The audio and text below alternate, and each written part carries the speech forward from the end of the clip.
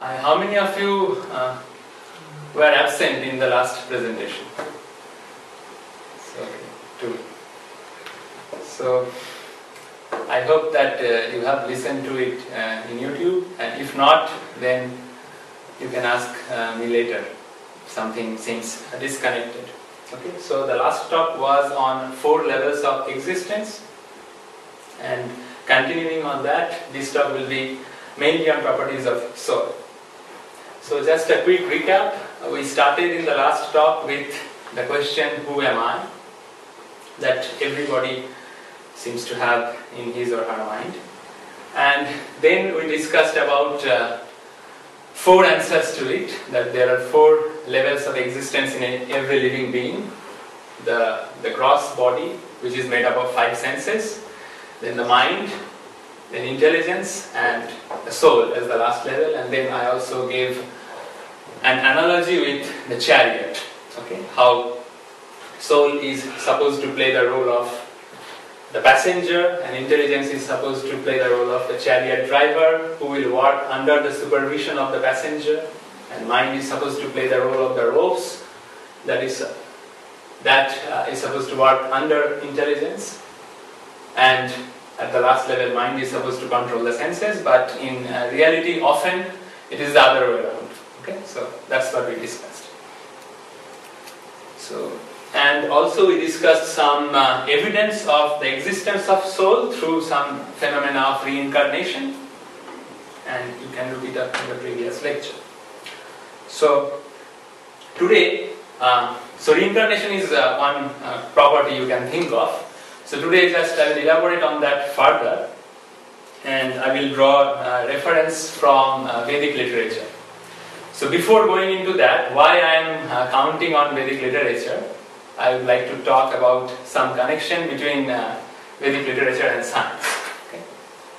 So, for example, Rig Veda, which is considered to be the oldest philosophical text in the whole world, dated back around 5000 BC. In the verse 1.119.10, it actually talks about talks about a bipole separated by metallic wires carrying electricity. Okay, which according to me is inconceivable in those days. At least the architectural, the excavation and other things have not revealed anything like that. Okay, so even if that is hypothetical, that's a highly scientific view.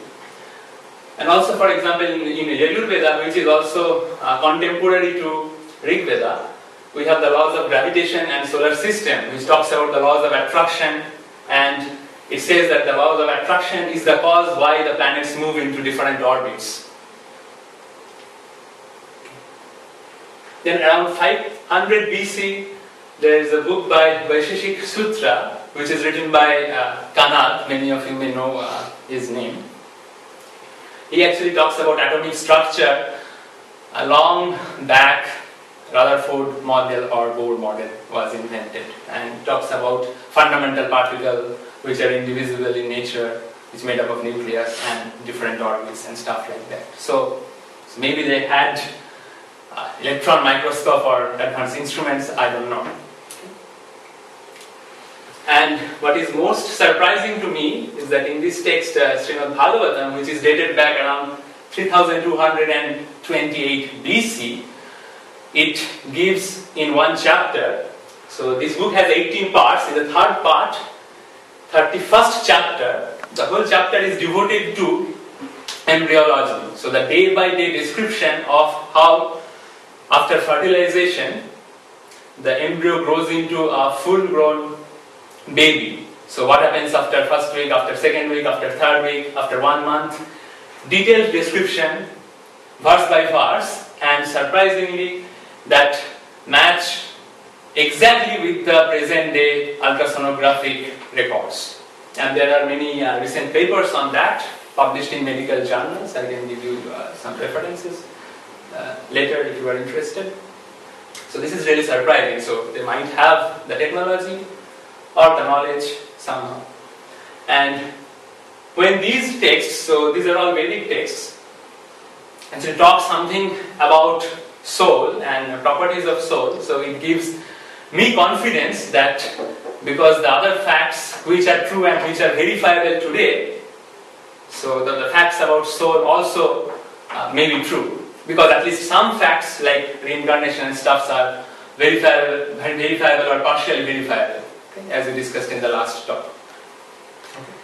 So that's why I am basing my lecture on these sources, but of course, I mean, you can argue whether it's correct or incorrect, or what is, I mean, how much of it is actually verifiable or not. That we can argue and discuss later during the talk or after the talk, but for the time being, let me proceed. Okay. And of course, there are many more things like medicine and surgery taught in Ayurveda, Nyaya, which is the science of logic, and we can go on and on. So, primarily the description of soul comes in the Vedic literature called Bhagavad Gita, which is part of the class of Vedic literature that I talked about. And in chapter 2, verses 11 to 30, so it dedicates to the topic of the soul. Okay? And if you do not know, just for your reference, this book is a textbook for philosophy discipline in many universities in their formal courses around the world. And it dates back to 5561 BC according to planetary position calculation, 2559 BC according to the count of lunar eclipses, because in the book some consecutive lunar eclipses were described, and that phenomena happens after many thousand years. So using that, it was calculated. And according to some archaeological evidences that have been found after 1980s in some parts of India and in the neighborhood regions, it's dated to at least 1500 BC or earlier. So the third one actually may imply the second or the first one, because it's at least 1500 BC. But we can assume so it's at least 1000 years old. And let's have a glimpse what modern philosophers say about Bhagavad Gita who have studied it thoroughly, okay, from logical viewpoint. So, for example, Henry David Thoreau, he was an American author, poet and philosopher. So you can read it out, I'm not reading. But what is interesting, he says that compared to the cosmogonal philosophy of Bhagavad Gita, our modern day literature seems puny and trivial.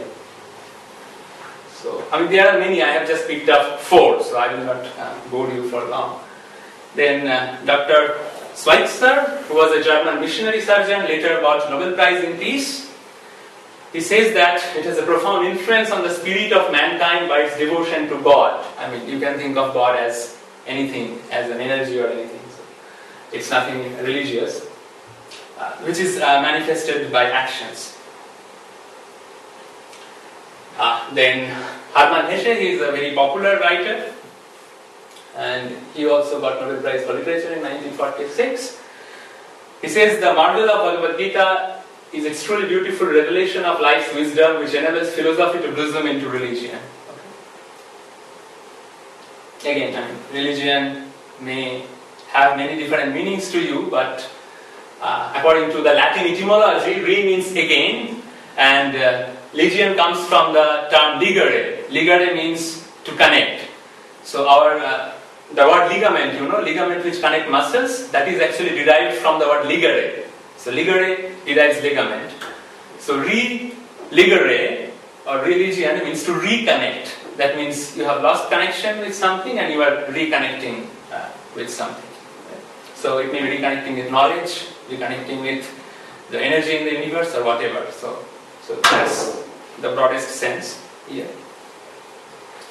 The last one by Aldous Huxley, famous English novelist and critic.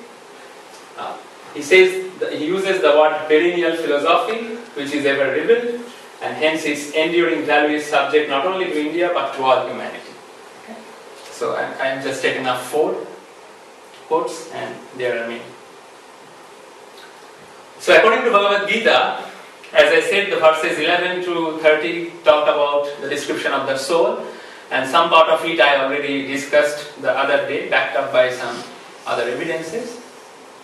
So in particular, verse 17 talks about the symptom of existence of soul. It says that the symptom is the consciousness which pervades a living being. So the living being may be a human being, an animal, or a plant, any living entity that you can think of. So the consciousness in the living being is the evidence of the soul. Next, verse 16 to 18 talks about the composition of the soul. So it says that it's made up of something which is not matter, which is beyond matter, and it gives the name spirit. According to some other Vedic texts, so there are two kinds of matter. One is called the gross matter and subtle matter. So the gross matter is what we can touch and see and feel. It's like the hardware. And subtle matter is like the software, which you cannot touch, which you can feel.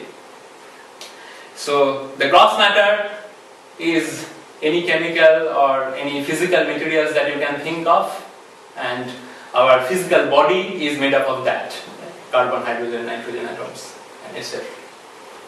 And subtle matter, they are actually of three kinds: mind, intelligence, and soul.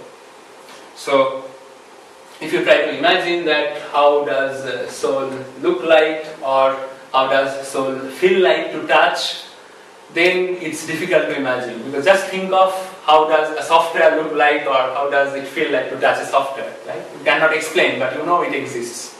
It's kind of an abstract view. But when the software runs on the hardware, then you can, see, yes, it is there. So similarly, when the soul is inside a body, and the body functions, the body has consciousness, then you can feel its presence. But otherwise, it's difficult to touch it, or to probe it using material instruments, because these are two different kinds, so you cannot use the one kind to inspect the other. Okay, then the verses 23 to 25 elaborate on the other characteristics of soul. And so just to translate literally those verses, it says that soul cannot be cut into pieces by any weapon. So that means it's indivisible unit. So you can think of some particle, say spiriton, I would say it, like electron, proton, and neutron. You can call it a spiriton. It cannot be burned by fire. So that means you cannot change its form by giving it energy. It cannot be moistened by water. Of course, if it's not physical, cannot be withered by wind, unbreakable, unchangeable, insoluble. So it's an indivisible, fundamental entity of existence you can think of. Okay. So the next you can ask that when it is created. Well, the verse 12 and 17 to 20 in particular say that every soul is eternally existing. Now it may be hard to imagine, but think of if we think in terms of energy, right? So when was energy created or destroyed? If you believe in the law of conservation of energy, it is always existing. So soul is also one form of energy, but it's not material energy, it's subtle energy.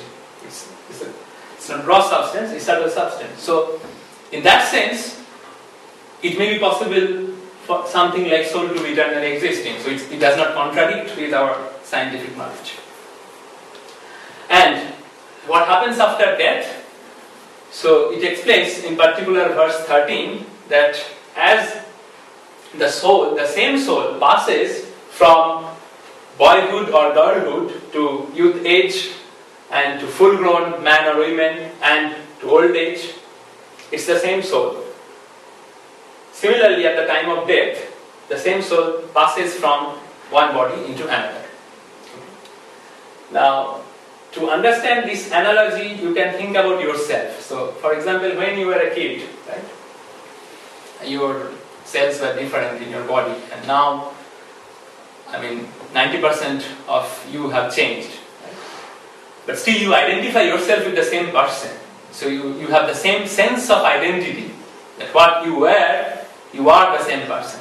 And even 50 years from now, you will remain the same person. So something in you is not changing in spite of many biological and physical changes inside and outside your body. So that entity is the soul. So the analogy is that if in one lifetime the soul can exist through changing bodies over a period of time, why can't it exist across lifetime? And of course in the last class we discussed some cases about it, some evidences, some experiments performed by some medical researchers. Okay, so then verse 22 talks that as a person puts on new garments, giving up old ones, similarly the soul accepts new material bodies, giving up old and useless ones. So when the body becomes not suitable for the soul to reside, then so the body it's time for the body to degrade. So it's just like you have an old machine, you throw it away, right? You buy a new machine and then you run the same program on it. So the soul chooses another body so that it can reside in it. So every material thing has a name. Okay. So one interesting thing that I found, that Bhagavad Gita does not talk about the size of the soul, but there is one Upanishad called Setasvatara Upanishad, which is part of the Vedic literature. So in chapter 5 verse 9, it talks about the size of the soul. It says 1/1000 size as the tip of the human hair. Now I looked up in the internet because the human hair width depends on the human species, on the country, on the age, right? But so the hair, if you think of, it's thick in the bottom and then it's like a cone shape, right? It becomes thinner at the top. So though there are variation at the root level and at the mid level, if you consider the tip of the hair, the standard deviation in the width of that tip is very less across all human beings and in a full-grown individual. Okay, and I looked it up. And I found that the average width of the tip of a human hair is of the order of 0.1 millimeter. So the estimated size of the soul, according to this, would be of the order of 10 micrometer. But of course, we need some other kind of microscope to see it. And overall, both in Bhagavad Gita and many other Vedic literatures, it talks about the three main attributes of the soul. Are these. One is called Sat, that means eternality, that means the soul is eternally existing. Chit means consciousness, it is conscious of its own identity, which we already discussed. And Ananda means bliss. And it is the source of our nature that seeks for pleasure in every entity. So for example, you can be interested in playing something, in frightening something or giving a gift to something, in eating pizza or any other food, or dancing or doing party or whatever. But ultimately in life, whatever you do, right, your purpose is not to become sad by doing that. Your purpose is to become happy. So even if you do sacrifice to help someone, ultimately by doing that sacrifice you feel happy inside that yes, I have done something. So the ultimate goal is to make yourself happy. And the Vedic literature explains that because the property or the main attribute of the soul is to always remain blissful, or to be in Ananda, that means to remain blissful. So that is manifested in our actions. So we also try to do, because the soul is inside us, we also try to do the same thing. That is the basic nature of the soul. So we are just following our nature. Okay. So next I will take a detour. So whatever I said is based on some references. Now let's take a step back and think of it rationally. That suppose I have two options, right? Because in the end we cannot prove the existence of soul in a theorem and say QED. So in the end it's a matter of belief.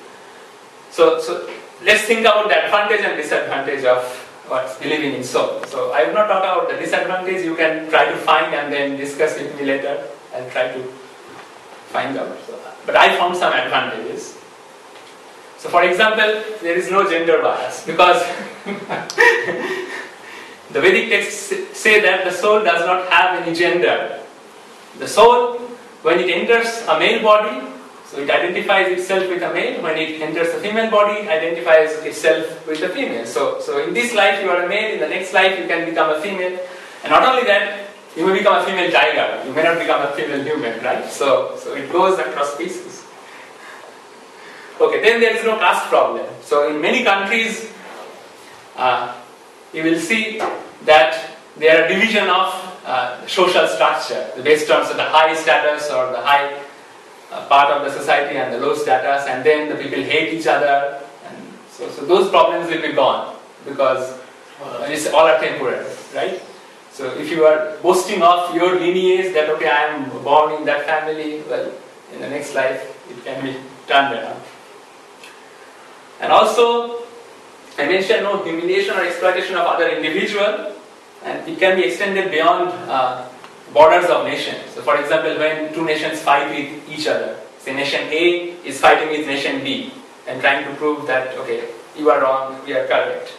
That is also meaningless because so I am identifying myself with the citizen of country A, and I am saying okay, I am supporting country A, right? And say fighting against country B. But next life I can be born in country B, so I will be a citizen of country B. So it does not make sense. So if you believe in it, ultimately we are citizens of the same planet or the same universe, and we are brothers or sisters of each other, and then there is no reason to fight.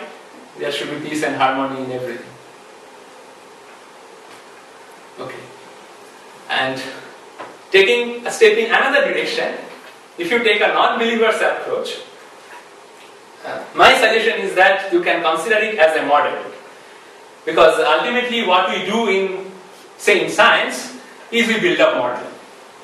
So if we try to understand what science tries to achieve, we have some observation about the world, we see something is happening in the world, right? Some stuffs are moving, some things are changing in nature, and we don't know actually what is happening.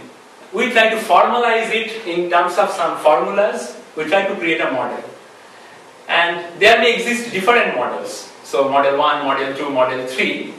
And you choose the one either which is simpler or which covers many, which is more general.